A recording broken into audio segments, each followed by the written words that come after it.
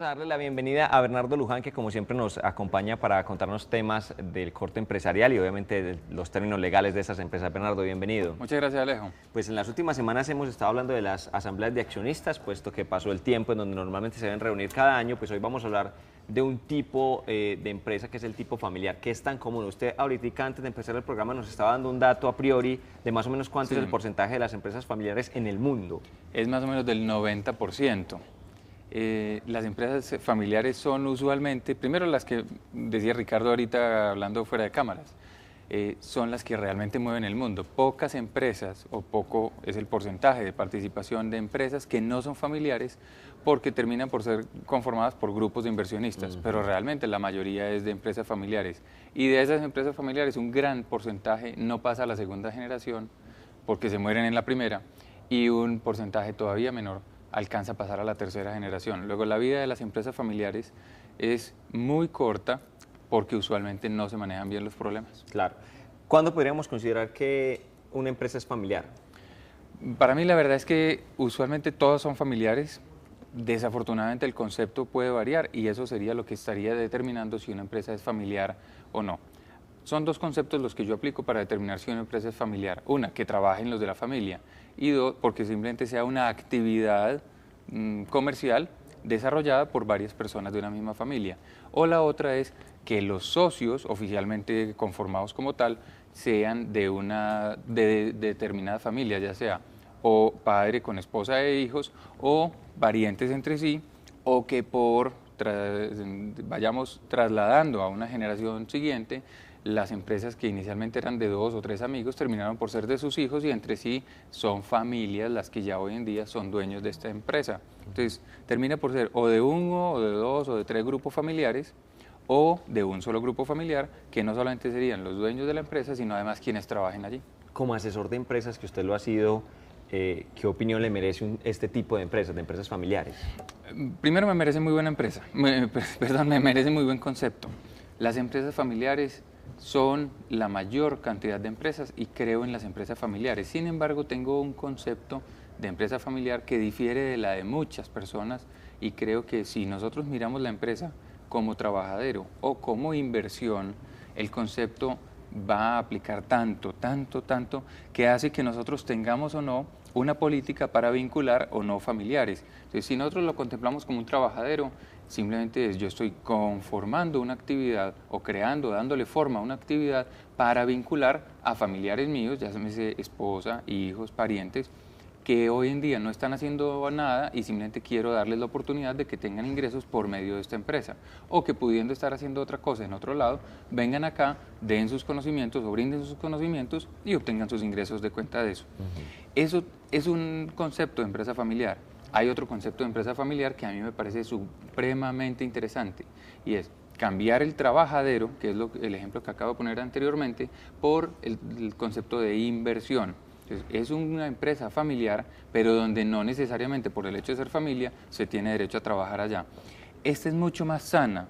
Podría uno llegar a crear una empresa familiar como un trabajadero, pero siempre y cuando tenga la concepción de que llegue a ser posteriormente a ser una empresa familiar desde el punto de vista de la inversión, porque entran en conflicto muchas veces los problemas familiares con los empresariales y termina por generarse tanto choque que a veces las relaciones familiares se afectan de manera sustancial, a veces definitiva, rompimientos, aislamientos, peleas, discusiones, no solamente entre familias, sino además entre los mismos miembros de una familia, padre con algún hijo, porque este es el hijo que estudió en tal parte y viene a aplicar los conceptos que adquirió en otra parte. Entonces empieza a haber conflictos generacionales, conflictos empresariales y conflictos obviamente. ¿Cómo es el comportamiento de estas empresas? Normalmente, si fuéramos a describir el comportamiento desde el modelo económico, ¿cómo sería? Yo te diría una palabra: informalidad.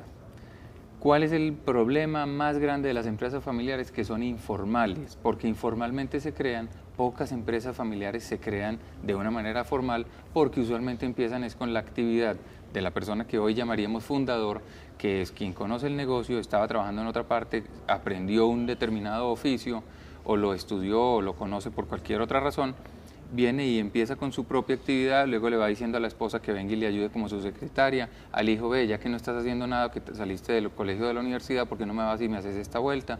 Y empiezan a vincular poco a poco a las diferentes personas o miembros de la familia, y estas personas son las que con el paso del tiempo van llevando, digamos que no solamente el conocimiento y experiencia que tenían, sino además la fuente generadora, no solo de ingresos, sino de conflictos familiares y empresariales. Bueno, si de pronto el fundador, porque pasa muchas veces que el fundador cuando empezó a hacer el ejercicio de empresa no lo había visualizado de esta manera, si él no tiene ese comportamiento del ejercicio del trabajo como empresa familiar, ¿cómo se puede lograr para que la empresa se encamine hacia eso, hacia una empresa constituida como empresa familiar? Bueno, a mi juicio solo basta con una sola cosa, y es lo que yo en algunas oportunidades en las asesorías que tengo en la oficina le comento a la gente.